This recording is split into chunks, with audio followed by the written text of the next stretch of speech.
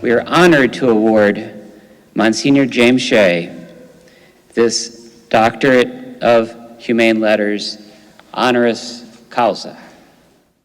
I'm terrified to give this speech. 2 days ago, just as the University of Mary's Board of Trustees was convening for the annual reappointment of the president of the university, I lost my voice completely. I wasn't worried about losing my job, although maybe I should have been, but I was worried about losing my voice because I thought, what will I do if I come here and I'm not able to speak? What good is a commencement speaker who can't speak? He's useless. And then I thought about it a little bit and I realized that the graduates today have consecrated their lives to the care of those whose minds are in distress.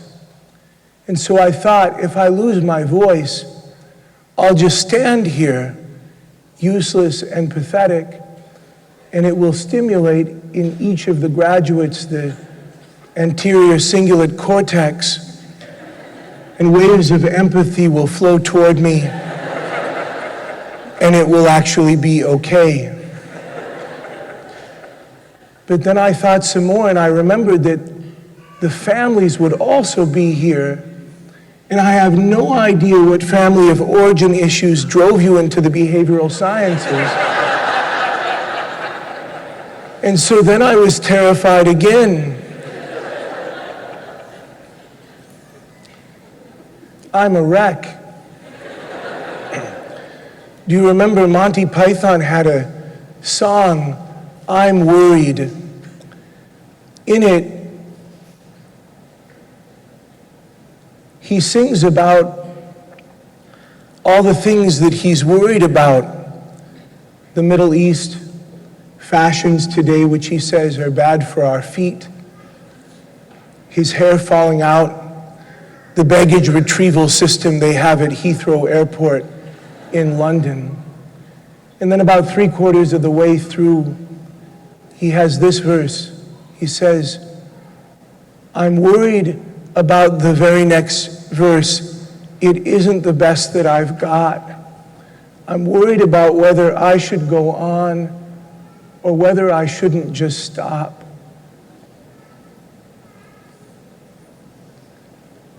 I'm worried about whether I ought to have stopped. I'm worried because it's the kind of thing I ought to know, and I'm worried about the baggage retrieval system they have at Heathrow. Well, I'll tell you what I'm really worried about. I'm worried that there's no adequate way for me fully to express my appreciation and my admiration for Divine Mercy University. I think that the work that's happening here and the contribution that Divine Mercy is making to the church and to our nation are irreplaceable. Father Charles, the work that you and your excellent and esteemed faculty are doing is wonderful. And it gives great joy, I'm sure, to God and to all the angels. At the University of Mary, we shamelessly and energetically use the Christian Catholic meta model of the person to infuse solid Christian anthropology into all of our programs in psychology and social work and criminal justice and counseling. I'm just so very grateful for that. And so the Holy Spirit is at work here. And I just am worried that there's no real way that I could fully express how much admiration and appreciation I have for what all of you are doing here. And then to receive this honorary doctorate, when I heard about it, I said, I don't deserve it. I don't deserve it. Then I thought a little bit more, and I thought, no, I think I do deserve it. In fact, I deserve more than an honorary doctorate. I think I deserve an earned doctorate in the behavioral sciences and abnormal psychology because I've spent 15 years in higher education.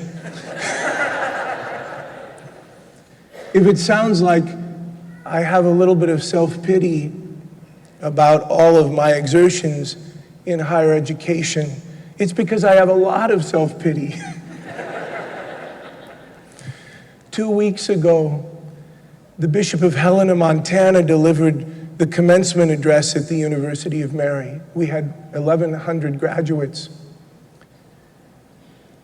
His name is Bishop Austin Vetter. He and I grew up on farms about 15 miles away from each other in the same county, although he's much older than I am. I've known him since I was a young boy.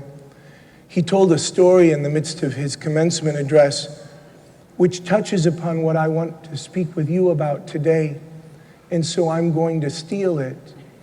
My patron saint today is not Saint Dymphna, it's Saint Dismas, the good thief. He told about when he was 7 years old, his father on the farm gave him a pale calf. A pale calf is when a calf is born, it's allowed to nurse from its mother for a while, and then it's taken away, and the family drinks the milk, and the calf is fed formula out of a pail. That's a pale calf. So if you're 7 years old and your father gives you a pale calf, you get to raise it until it's an 800-pound steer, and then you sell it and you get to keep the money, which is a pretty good deal for a first grader. So Bishop Vetter's father gave him a pale calf, and he fed it and cared for it, and it got sick. And so he gave it more formula, which was a mistake. And then he didn't let it outside of the barn, which also was a mistake, and the calf died. So the little boy sat down in the straw and started to cry. And his dad came out into the barn. He said, "Why are you crying?" He said, "Dad, I tried so hard. I did everything I could, and the calf died. Dad, I did my best." And his dad said, "No, you didn't. Doing your best would have been to tell me. Doing your best would have been to ask me for help." And so his dad gave him another pale calf. And the second calf got sick too. But then he told his dad, and his dad came out and they got this little calf medicine, and they let it out of the barn into the fresh air and the sunshine. And it still died. And even though he was sad, it wasn't devastating this time, because he had told his dad, and he wasn't all alone. This is a powerful lesson about God, but it's also an important lesson about the work, the apostolate, and the ministry that the graduates of Divine Mercy University are embarking upon. The world is brimming with people out there who are trying so hard, and they don't feel like they're getting anywhere, and bad things happen to them, and they're all alone. And in the midst of a world like that, God has put his hand on your shoulder, and he's touched your mind with wisdom and with training so that you can go out and shatter that loneliness. And the past is the age of regret. There's also a sense in which we can't do anything about it, but the present is here now, which also, by the way, is where God is, so that we don't have to be alone in the midst of our lives. Mother Teresa said, "Yesterday is gone, tomorrow has not yet come. Let us live in the presence. It's all we've got." When we look at the life of Jesus, what is revealed to us is quite astonishing. Notice how the Lord, though he is constantly in movement, though his energies and exertions do not flag, He's not setting out to achieve anything. He puts the full force, all of the power of his soul into anything or anyone that he is present to at any given time, as if he has nothing else to do and no one else to see or to meet. He doesn't focus upon the achievement of any great goal. Instead, his preoccupation is to do the will of the Father. And so he makes himself present to the circumstances, no matter what they are, and in doing so, he revolutionizes the circumstances. It's quite extraordinary. And this then is the criterion by which his life is judged.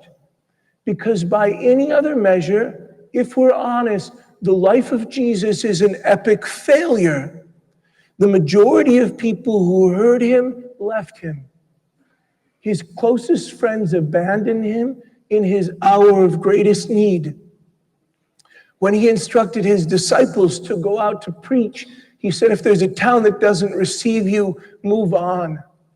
How can we explain or begin to understand this evident indifference about how the gospel would be received when he had come into the world to save the world?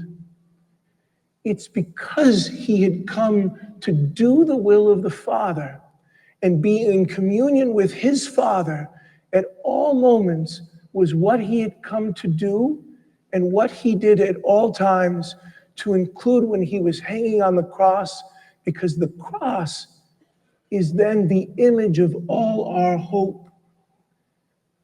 What would it mean then for us to seek perfection, not by our own efforts, but by gazing at the life of Christ and truly imitating Jesus in that regard? What would it mean to live like that? What would it mean to be like that when living in a family, at work, in a friendship, at prayer? It changes everything. It makes our whole life into a kind of presence. And this is the perfection which God offers to us. And it's the kind of presence which is especially necessary for those who are accompanying others in the midst of the turpitude and turbulence, the chaos and vicissitudes of human life in a fallen world. St. John Henry Newman says that we have as our vocation to be used by God for his purposes, not to accomplish or to shape or to form. This, my friends, is a great relief for us. I remember early on, 14 years ago, 15 years ago, when I was first the president of the University of Mary. I was 34, I didn't know what I was doing. I was more incompetent then than I am now. More. And I felt like I would never be able to achieve what I had been given to do, that the weight placed on my shoulders was too great, and that even if I worked all day and all night and never rested, even if I allowed myself to be ground into dust, nothing would come of it. And then the Lord, in his mercy, in his divine mercy, spoke to me in prayer. Just a simple word. He said, you don't have a lot of things to do. You have one thing to do. Stay in communion with me today. You have one thing to do. Just stay in communion and tell me what you need. Tell me about it. Calves die. Calves die. The first calf died, and the result was devastation and tears upon the straw. the second calf died, and the result was communion with the Father. It looked like the same thing had happened, and yet they were completely different. That transformation is the mission of every graduate of Divine Mercy University. Congratulations.